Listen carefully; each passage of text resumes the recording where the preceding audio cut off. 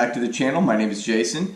Today I'm going to talk about the 5 things that I love about my Corvette Grand Sport. And to be honest with you, it's probably going to be hard to just pick 5 because there's probably a whole lot more than 5 things that I love about this car.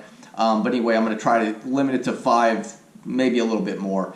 And next week I'm going to make a video talking about the 5 things I hate about my Corvette, because I'd like to kind of see, does positive or negative get more views, gain more interest. So we'll see how that goes. I have a funny feeling that it will be the 5 things I hate about my car.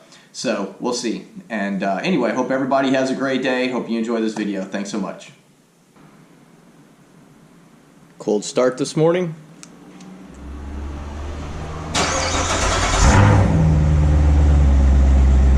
I always love the sound of this exhaust.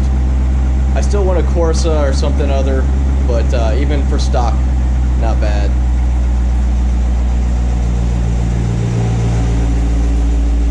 So the first thing that I like about this car is that it does have a removable top. I would really like a car that's convertible, but only if it has a hard top with it. I don't like the soft top convertibles.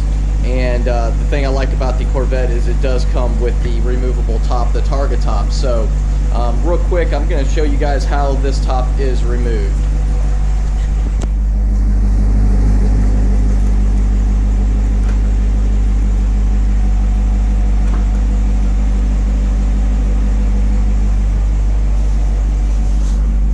So the first thing that you're going to do to remove the top, which by the way, I really like this ceiling in the car too. I don't know if I should include that as one of my things that I like about this car. It's kind of a small item, but it is something that I like.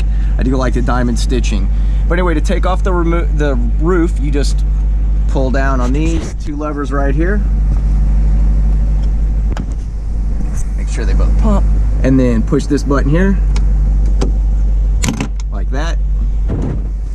And then we will step out and remove the top.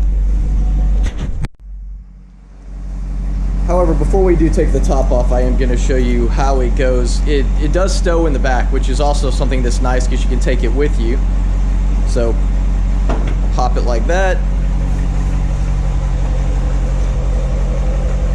lift it up, and these little latches right here will hold the top. You have these little places right here where it inserts, and you're going to set it in there and lock it into place.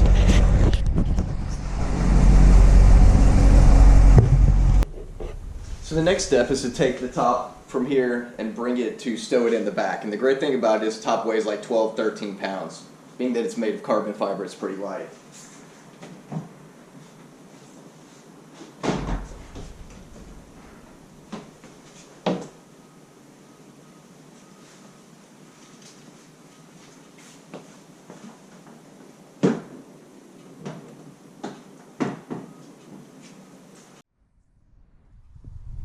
So the next thing you're going to do is install it into these latches right here. As I showed you before, just pick it up. It's a little harder to do with a camera in your hand. Slide it in and see these little pins slide into that. Boom. And then you close it up and you're set. Now your top is off.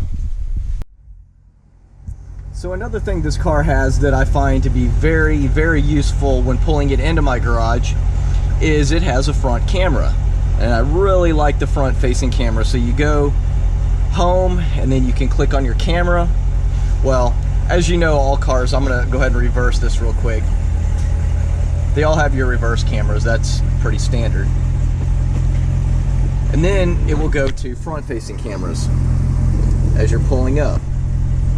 So I'm not sure how well you can see that, but it does allow you to be able to see what is in front of you, so you know how close to get to a curb, and that'll pretty much keep you from tearing up your front end, which to me, as expensive as it is, that seems like a pretty good deal. I just don't understand why all cars don't have it. I know some of them have sensors, which, you know, I think that's pretty good as well, but I just like the cameras better. I just think it's a step up. And then another thing that this car has that I really like is right here, called the Performance Data Recorder. So you click on that, and it says Performance Data Recorder, different countries have different laws, blah, blah, blah. We don't care about that. dismiss. Anyway, so you can start your recording, but one thing that you need to have, let me step back here real quick, is if you look in the glove compartment right here, there is a SD card slot. And so you have to have an SD card to record with. So that's what allows you to record everything. But you can do start recording and it'll record your time. So you can mark your finish line, so stop recording. We're not going to record right now. We can go back and look at recorded sessions. So you can scroll through here and look at other times that you've recorded. So let's just go back to, like, let's say this one's 5 minutes, and you can actually watch it in your car, or you can take the SD card out and play it in your computer on your laptop or your desktop, whatever you have. And anyway, pretty cool. I really like this. But as you can see, it says what gear you're in: 7th gear, 8th gear. It shows your RPMs, your G's. Anyway, oops, I bumped a button. But anyway, so you get the idea. That's another thing that I really like. I think this is really cool. It tells you how far you've gone, all that good information. So anyway, I love that. I don't know of any other sports car that has something like that. Maybe they do, and I don't know. I mean, I can't say, but I just think that that is something that's really cool. And another thing that this has, and I haven't seen on a lot of other cars, is this accelerate to start. So you can get your 0 to 60 time. Obviously, I was just playing around with it the other day, so it took 53 seconds to get 0 to 60. But when I use launch control, the best time I've been able to do so far is 4 seconds, 4.0. And I've seen some other people that did a little bit quicker, but my best time has been 4.0. But you set it to 0, and I'm in the garage, so I'm not actually going to go anywhere. But you can put it into drive, and once, tell you what, let me back up real quick. So as you can see, the time starts. So that tells you, you know, what your 0 to 60 time is. Maybe other cars have those. I know a lot of people buy them little digital boxes that tell you your 0 to 60 time. The cool thing with the Corvette, it comes with that, you know, in it as part of the package. At least as part of the 3 LT package, it comes with it. So anyway, that's something I like. And again, as I'm pointing forward, once again, have my front camera on so I don't run into a bicycle or anything like that. So the fifth thing I like about this car is you can go into settings, you can go to driving mode, perhaps, and then go to engine sound management, and then you can put it in stealth. So I don't know if you can hear it, but it's made it quieter in here.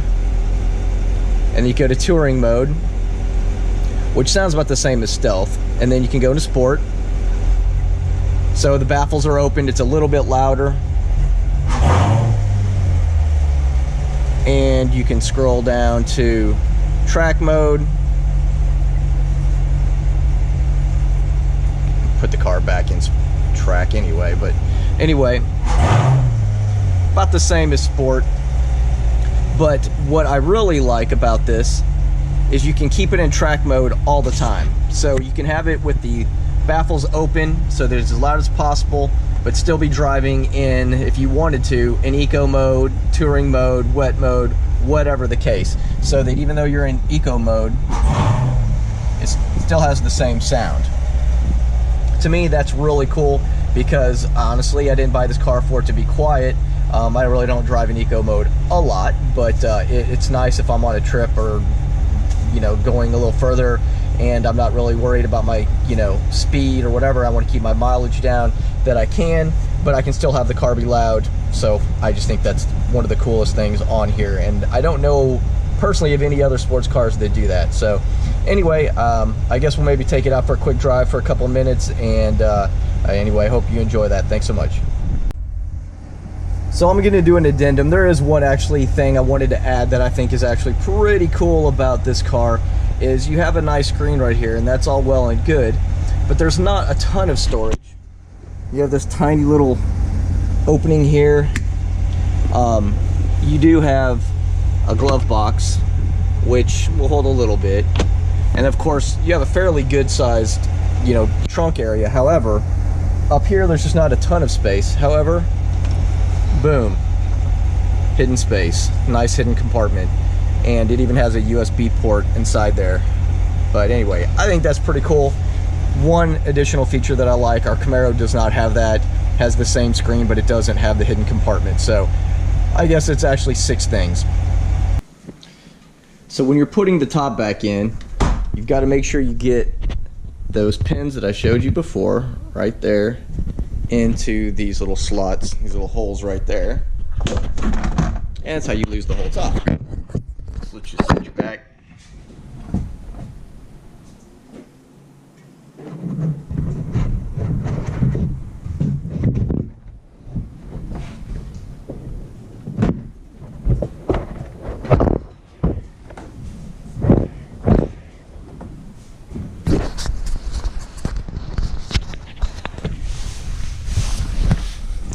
And you come back into here and you pull it down with these levers.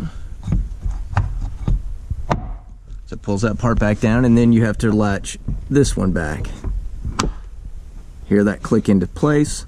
I always press on the top to make sure it's nice and tight, because I've seen people on Facebook that have had theirs fly off, and I definitely don't want to be that guy. So anyway, I need to roll my windows back up. It's a lot easier with the windows down or the doors open. It definitely works a lot better for me, and it's a lot easier with 2 people, but it can be done with 1 person, which is really nice, since a lot of times I do drive this by myself. So that's the video for today. Hope everybody enjoyed it. Hope everybody has a great day. Thanks so much for watching.